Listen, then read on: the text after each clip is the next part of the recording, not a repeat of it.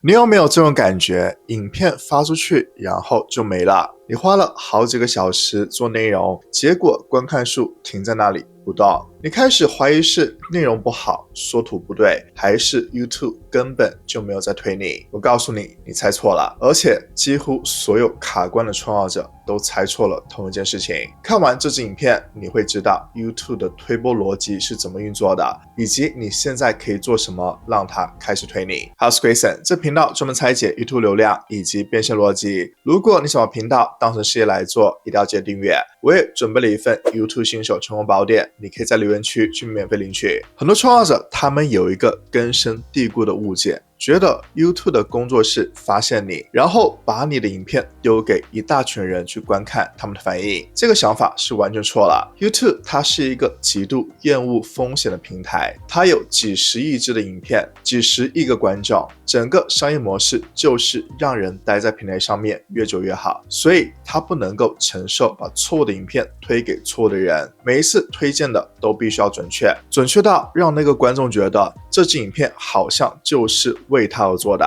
所以 YouTube 它不会冒险。他的做法是先把你的影片推给一小群人，可能是100个，可能是500个，然后静静的去观察会发生什么。这个阶段他在收集证据，而那些证据全都是在回答同一个问题：这支影片对于哪一种人来说是最有价值的？这里你要注意，不是这支影片好不好，而是这支影片对谁好。这两个问题看起来很像，但是结果是完全不同的。你可以做一支制作精良、资讯丰富、剪辑完美的影片，但是如果 YouTube 它不知道应该把它推给谁，它就会一直停在那里，没有流量，没有成长。很多人卡关的不是因为内容不好，而是因为 YouTube 它还没有足够的证据来判断这支影片属于谁，他不确定，所以他选了保守，选择不推。这是你需要理解的第一个底层逻辑。当有人点进了影片， YouTube 同时也会在后台分析好几件事情。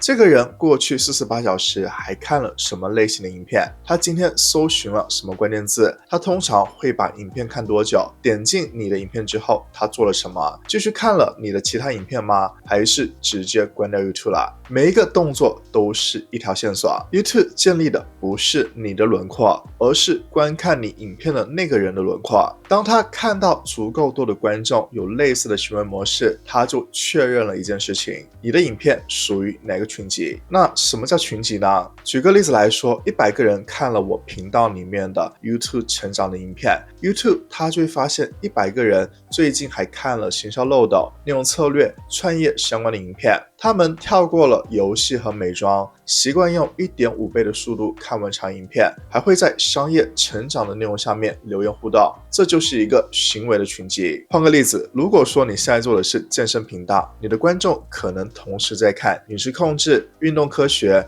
体态改造的影片，他们搜寻的关键字是跟增肌减脂有关的，他们在健身相关的影片下面会留言， YouTube 就会把这些人归在同一个群集里面，而你的影片只要跟这个群集是够吻合的，它就会开始大量推荐给这群人。再换一个，如果你做的是亲子教育，你的观众可能同时在看育儿技巧、儿童发展、家庭生活类的影片，他们的搜寻行为跟孩子的成长有关，这也是一个清晰的群集。一旦 YouTube 它确认你的影片跟特定的群集产生共鸣，点击率高，观看时长够长，有人看完了还继续观看了下一支，那 YouTube 算法就会把你影片推荐给另外的几万个的行为模式相同的人。这就是为什么有些频道看起来是一夜爆红的，不是运气，而是他的频道群集辨识到位了。反过来说，如果你的频道主题是分散的，今天讲了生产力，明天讲旅游，后天讲投资， YouTube 每次都要重新判断你是属于哪个群集的，永远都建立不了清晰的轮廓，流量自然就起不来了。 YouTube 它不是给你通过或不通过，它给你的是一个动态的信任分数，而且这个分数会直接决定你的触及范围。在你上传影片之后， YouTube 会先推给测试群组来观察反应，然后根据数据把你分到4个层级。首先就是低信任，影片卡在100-200的观看，然后静悄悄的消失，没有扩散，没有后续。你可能会感觉到影片刚发出去是有一点流量的，然后突然停掉，就像有人把水管关掉一样。这代表 YouTube 在测试之后判定信号不够强，决定不再继续推了，谨慎信任。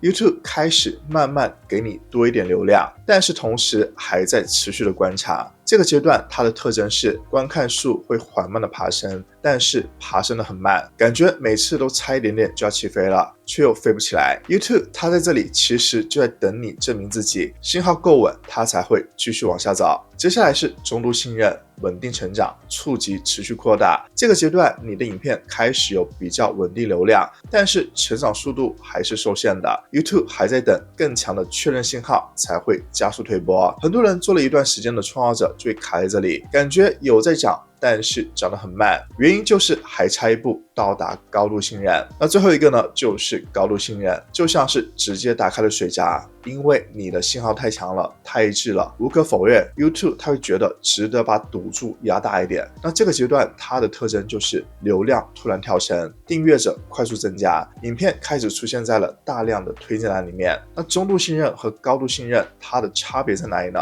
不是更好的缩图，也不是更精致的剪辑，是你的影片能够多快多清楚的让 YouTube 知道它是为谁做的。点击率高代表对的人他在点你的影片，大部分人看完代表内容是跟他们的期待吻合的，看完还点了你的下一支，那就代表他们认定你是这个领域里面值得继续观看的人。 YouTube 他看到这3件事情同时发生，信任分数就会直接跳级。现在你已经理解了 YouTube 它的底层的运作逻辑，寻迹辨识、信任分数以及推播机制，但是理解逻辑只是第一步，真正的问题是你要怎么去把这些逻辑转化成你频道里面的实际操作。定位应该怎么设，你应该怎么做频道定位，内容怎么规划，每支影片怎么做才能够持续的拉高信任分数，这正是我的课程 YouTube 频道运营大师课要帮你解决的事情。这门课程我会把频道从定位、内容策略、演算法操作再到变现系统完整拆解成一套可以直接执行的流程，不是理论，是你上完课之后明天就可以开始使用的方法。如果你想少走弯路，直接用一套系统把频道做起来，那连接我会放到影片下方，你可以去看一下适不适合你。说完怎么建立信任，有一件事会让这一切瞬间重置。每次你在频道上偏离核心主题， YouTube 就必须重新开始这整个辨识流程。它好不容易建立起来的群集辨识，累积起来的信任分数全部清空，从头开始。而且这个代价不是1-2支影片，是好几个月的流量。当你不断换主题， YouTube 不会觉得你是多才多艺的，他只会觉得你让人困惑，他必须要重新去收集数据，重新测试观众，重新的确认你是属于哪个群集的。在这一切重新来过的过程中，你的触及就会一直维持在比较小的范围里面。那哪些行为是最容易触发这个重置呢？第一个就是你突然做了一支跟你平常完全不同主题的影片，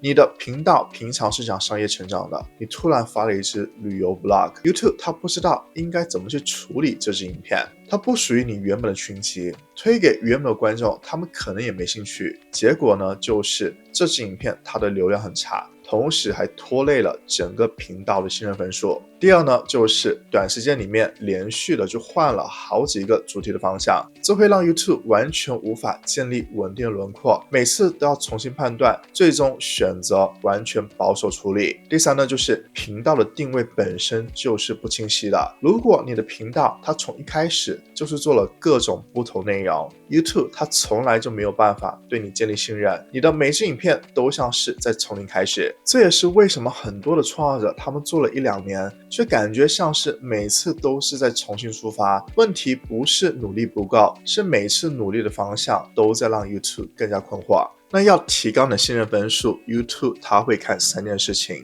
第一个信号就是主题一致性， YouTube 它需要看到一个清楚的规律。如果你的影片它主题是分散在各个领域的，那它就没有办法去为你建立一个稳定的频道轮廓，它也不知道应该把你介绍给哪个群集。但如果你的连续几支影片都是在服务同一类的观众，解决同一类问题， YouTube 它就立刻会辨识出这个规律，推播就会开始加速。一致性它不是重复，而是让 YouTube 和观众都能够清楚知道来这个频道可以得到什么。做对了， YouTube 它就快速建立起你的轮廓，开始把你推给对的群集，流量就会越来越稳定。如果说你做错了， YouTube 每次都要重新判断你是属于哪里的，现在分数一直累积不起来，每支影片都像是在重新出发。第二个信号就是观众重叠， YouTube 它会分析看你影片的人，同时还在看哪些其他创造者。如果有明显的重叠， YouTube 它就能够把你顺畅的对应进那个生态系统里面，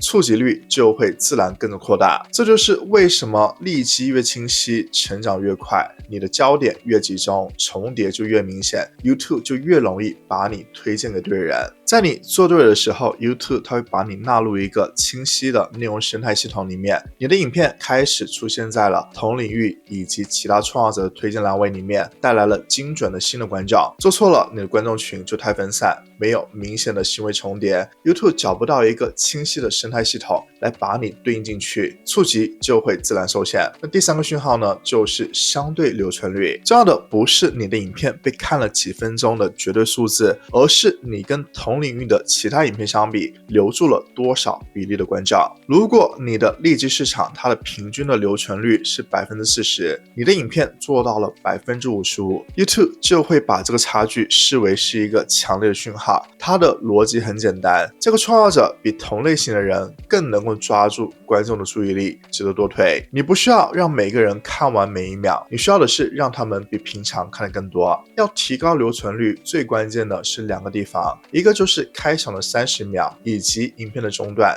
开场没有抓住人，他们就立刻离开，中段节奏拖慢，他们也会走。每个转折点都要给观众一个继续看下去的理由。做对了， YouTube 它就把你标记为这个领域里面留存率的表现突出的创造者，推播力道就会明显加大。如果说你做错了，留存率是低于同类型影片的， YouTube 它会判定你的内容对于这个群体的吸引力不够，就会缩小推播范围。你不是在YouTube上面去建立观众，你是在赢得一次介绍。你的受众已经存在了，他们现在就在 YouTube 上面，在你所在的领域里面每天看着影片，等待有人能够真正解决他们问题。 YouTube 的工作是把你们介绍认识，你的工作是让这次介绍越容易越好。做法只有一个，给 YouTube 清晰一致无可否认的信号，让他知道你是在为谁做内容的。当你停止问我要怎么让更多人看到我，开始问我要怎么让 YouTube 更清楚的知道我是在服务谁，这样你跟演算法的关系就会变得完全不一样。你不是在跟演算法去做对抗，